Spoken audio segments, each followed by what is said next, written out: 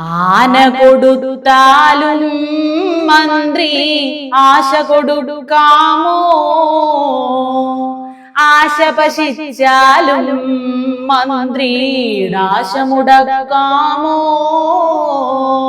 തൊലിക്കട്ടിയേറെയുള്ള ഉളുപ്പൊട്ടും തീണ്ടിടാത്ത നാണം കെട്ടോരായതെന്തേ, ഇവരിത്ര മാനം കെട്ടോരായതെന്തേ, എന്തിനാണീ വേഷം, ആരോടാണീ നാട്യം, മനുഷ്യരല്ലേ നമ്മൾ മനുഷ്യരല്ലേ, കള്ളം ചൊല്ലുന്നതിൽ നമ്പർ 1 തന്നെ.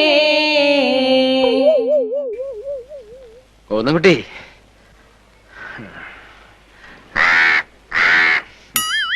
മുഖത്തായില്ലല്ലോ.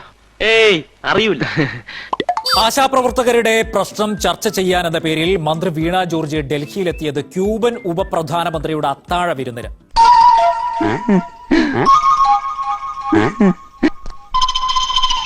ഇവൻ പറയുന്നത് ശരിയാണോ? അതിശയം ലേശം പോലും ഇല്ല. ആശമാരുമായിട്ട് ആദ്യമായിട്ട് ചർച്ച നടത്തിയ അന്നു മുതൽ തുടങ്ങിയതല്ലേ ദില്ലി ചുറ്റാനുള്ള മോഹം. നമുക്ക് കേന്ദ്രത്തിൽ പോയി സമരം ചെയ്യാം, ഞാനും വരാം എന്ന് എത്ര കേണപേക്ഷിച്ചിട്ടും ആശമാര് മൈൻഡ് ചെയ്തില്ലല്ലോ. അതുകൊണ്ട് അത് നടന്നില്ല. പക്ഷെ വീണേച്ചി വിടുവോ? മോഹിച്ചതാ. വീണ്ടും ഒരു നവകേരള ധൂർത്തിനുള്ള കൊതിയും കൂടെ ഉണ്ട്. ക്യൂബയിൽ അതിനുള്ള സാധ്യത എന്തെങ്കിലും ഉണ്ടോ എന്നുകൂടി അന്വേഷിക്കാനായിരിക്കും പോയത്. ഇന്നലെ വൈകിട്ട് മാത്രമാണ് കേന്ദ്ര ആരോഗ്യമന്ത്രിയുമായി കൂടിക്കാഴ്ചയ്ക്ക് അനുമതി തേടിയത്. എന്നാൽ ഇതുവരെ അനുമതിയും ലഭിച്ചിട്ടില്ല.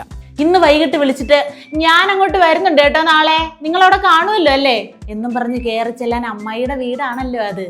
എല്ലാം അറിഞ്ഞു വെച്ചുകൊണ്ട് തന്നെ ഇവിടുന്ന് വണ്ടി കയറിയതാണെന്ന് ഞങ്ങൾക്ക് അറിയാം വീണേച്ചി. കള്ളം പറയുന്നത് പിന്നെ നിങ്ങളുടെ മൗലിക അവകാശമായതുകൊണ്ട് ഞങ്ങൾ അതിൽ കൈ കടത്തുന്നില്ല. പിന്നെ കുവൈറ്റ് യാത്ര ഒരു മോഹഭംഗമായി ഇപ്പോഴും അവശേഷിക്കുകയാണല്ലോ. അപ്പൊ പിന്നെ ഡൽഹി എങ്കിൽ ഡൽഹി. കേന്ദ്ര സ്കീമായ ആശയിൽ തീരുമാനങ്ങൾ എടുക്കേണ്ടത് കേന്ദ്രമാണ് എന്നുള്ളത് കേന്ദ്ര ആരോഗ്യമന്ത്രിയുടെ ഉൾപ്പെടെ പ്രസ്താവനകളിലൂടെ വ്യക്തമാണ്. ഇപ്പോൾ സംസ്ഥാനത്തിന് പറയാനുള്ള കാര്യങ്ങൾ അവിടെ പറയും, കൂട്ടണം എന്നുൾപ്പെടെയുള്ള കാര്യം. സന്തോഷം. കേന്ദ്രമന്ത്രിയെ കണ്ടില്ലെങ്കിൽ എന്താ, ദില്ലി കറങ്ങിയില്ലേ, അത് മതി. അങ്ങോട്ട് വെച്ച് പിടിക്കുന്നതെന്ന് കേട്ടിട്ടും ഇവിടുത്തെ ആശമാർക്ക് പ്രത്യേകിച്ച് പ്രതീക്ഷയൊന്നും ഇല്ലായിരുന്നു കേട്ടോ. പോയിട്ട് ഇപ്പൊ കൈ നിറച്ചിങ്ങി കൊണ്ടുവരുമെന്ന് പുച്ഛത്തോടെ തന്നെ അവരൊക്കെ അപ്പോഴേ പറഞ്ഞത്. കാരണം എന്താ, കയ്യിലിരിപ്പ് ജനങ്ങൾക്കറിയാം.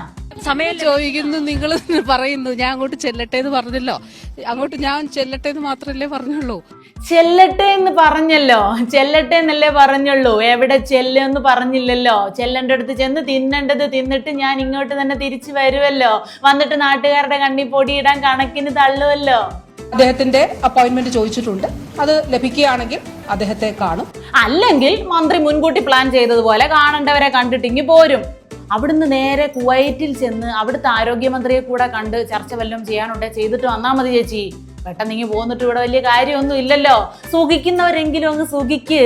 ഏതെങ്കിലും കാലത്ത് തിരിച്ചു വരുമ്പോ എന്റെ ആശമാരെ ഓർത്ത് ദിവസവും 4 നേരം ഞാൻ കരയുമായിരുന്നു എന്ന് പറഞ്ഞ് ക്യാമറയുടെ മുന്നിൽ ചെന്ന് നിന്ന് കണ്ണട ഊരി ഒന്ന് തുടച്ചാ മതി. ജനങ്ങൾ വിഡ്ഢികളല്ലേ, വിശ്വസിച്ചോളും. ഇന്ന് ക്യൂബയുടെ ഉപപ്രധാനമന്ത്രിയുടെ നേതൃത്വത്തിലുള്ള ഡെലിഗേഷൻ ഡൽഹിയിൽ എത്തുന്നുണ്ട്. ആരോഗ്യമന്ത്രിയൊക്കെ പിന്നാണെങ്കിലും കാണാൻ ചേച്ചി, അത് വലിയ അത്യാവശ്യമുള്ള കാര്യമൊന്നും അല്ലല്ലോ. അങ്ങനെയാണോ ക്യൂബൻ ഉപപ്രധാനമന്ത്രിയുടെ അത്താഴ വിരുന്ന്? കഴിച്ചു മുടിച്ചേച്ചൊക്കെ വന്നാ മതി. നിവേദനമൊക്കെ നമുക്ക് തപാൽ വഴി ആണെങ്കിലും പിന്നീട് അയക്കാവല്ലോ.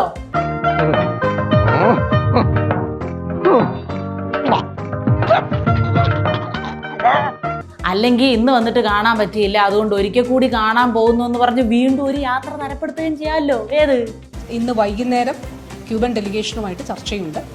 അപ്പോൾ അത് വലിയ ആരോഗ്യ മേഖലയിൽ വലിയ ഒരു മുന്നേറ്റം സാധ്യമാക്കുന്ന ഗവേഷണത്തിലൂടെ ഞങ്ങോട്ട് തള്ളിക്കോ. പത്തനംതിട്ട സ്വന്തമായിട്ടൊരു വീട് പോലും ഇല്ലാത്ത ഒരു പാവം മന്ത്രി ഡൽഹിയിൽ പോയി നേരെ ചൊവ്വ ഇച്ചിരി ആഹാരം കഴിച്ച് ആരോഗ്യം വെച്ച് വരുന്നത് ഞങ്ങൾക്കൊക്കെ സന്തോഷമുള്ള കാര്യമല്ലേ ചേച്ചി, പ്രത്യേകിച്ച് പത്തനംതിട്ടക്കാർക്ക്. ഇപ്പോൾ ലങ് ക്യാൻസർ വാക്സിനൊക്കെ ക്യൂബയുടെ ഉപരോധം നിലനിൽക്കുമ്പോഴും USA, അമേരിക്കൻ ഐക്യനാടുകൾ ക്യൂബയിൽ നിന്ന് ഈ ലങ് ക്യാൻസർ വാക്സിൻ അവരുടെ ക്ലിനിക്കൽ പരീക്ഷണത്തിന് വേണ്ടിയിട്ട് ലഭ്യമാക്കിയ സാഹചര്യമുണ്ട്. കപ്പല് ഞാൻ ഒരൊറ്റ തള്ളലാണ്.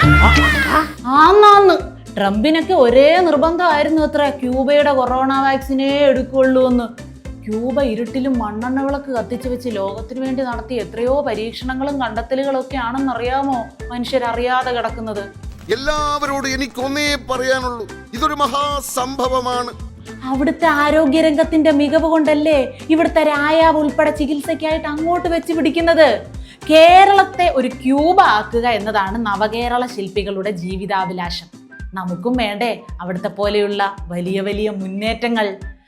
പാറ്റ വീണ കഞ്ഞിയുമായിട്ട് ആശമാർ അവിടെ കിടക്കട്ടെ ചേച്ചി. ഏതായാലും ചേച്ചി വൈകിക്കണ്ട, ചെന്ന് അത്താഴമൊക്കെ കഴിച്ച് സുഖമായിട്ട് കിടന്നുറങ്ങ്. 3ാം തവണയും വരണ്ടേ നമുക്ക്? बड़ा लोटा ले साढ़े अंदर ही भाग रहा, माथे बनाने बीक बनाने अंजने बंजरा। अच्छा अच्छा